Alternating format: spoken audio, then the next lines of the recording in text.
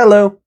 So today was one of those days that kind of reminded me why I got into all of this animation stuff in the first place. Let me walk you through what happened. So I started off this morning making some waffles with whipped butter, and I actually got to share them with our family friend and my sister, which was a nice way to start the day.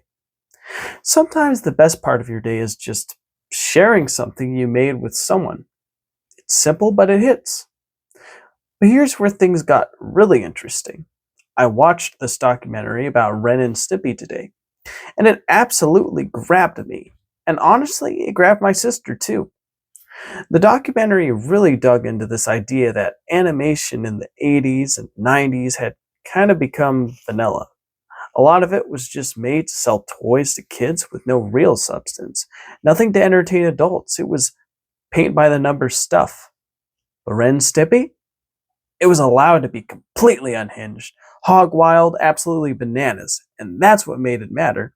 It was extreme expression and true art, just humanity being displayed through these goofy, messed up, deranged characters. What I really appreciated was that this documentary didn't just scratch the surface. A lot of times when people talk about cartoons, they're pretty superficial. But this one went deep.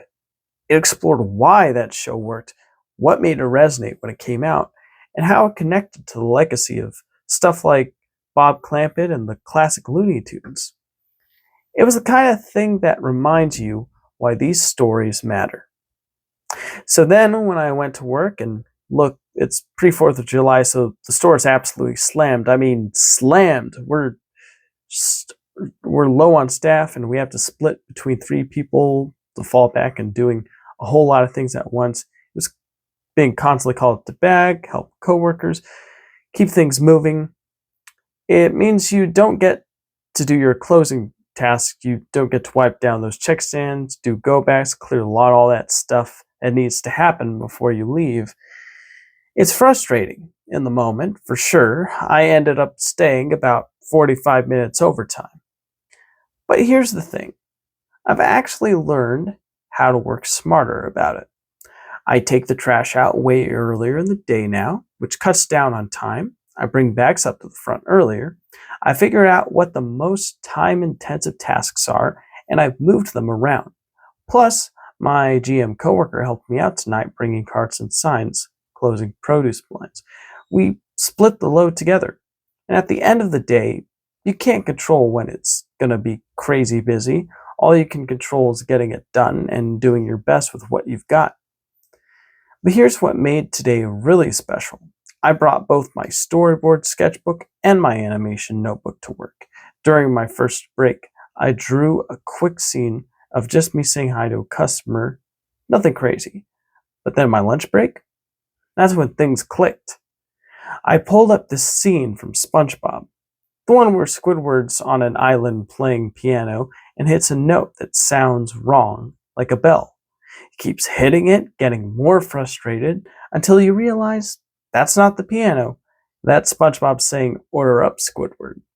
It's the cruel shake of reality that reminds Squidward he's not in dreamland. He's back at the Krusty Krab. I spent 45 minutes copying that storyboard frame and making notes around it, trying to understand what made it work. Why is this frame so effective? Why does that show still hit me as hard now as it did when I was a kid? And I did this before watching a Ren and Stimpy documentary, by the way. So by the time I got home and watched that, my brain was already in this mode of studying animation, cracking the code, understanding the craft. Here's what I'm figuring out. I got a little lost in the ambition of Brain Jam. The project got intimidating, but going back to the basics, studying the frames that got me excited about animation in the first place, understanding why they work, that's what's going to unlock it for me. I bought a notebook specifically to do this, to study storytelling in cartoons I love, to understand the poses, the timing, the choices that make these moments land. That documentary, hearing these creators talk about their inspirations, stuff like the Three Stooges, classic Looney Tunes, Bob Clampett, it reminded me that I've always wanted to be an animation storyteller. And if I can do that in a way that's visually effective, it's going to be incredibly fulfilling. So that's where I'm at.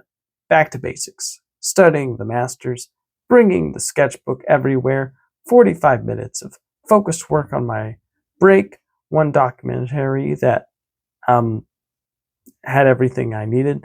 That's where the creative energy is coming from right now. Well, thanks for watching. I'll be catching you in the next one. Have a great one.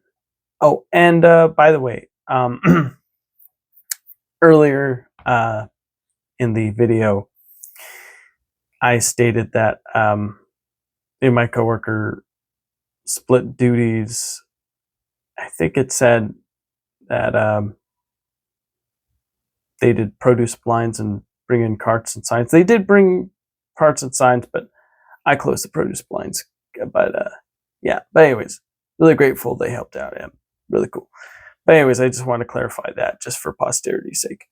I'm gonna go to bed now. I'm sleepy. Take care. Bye.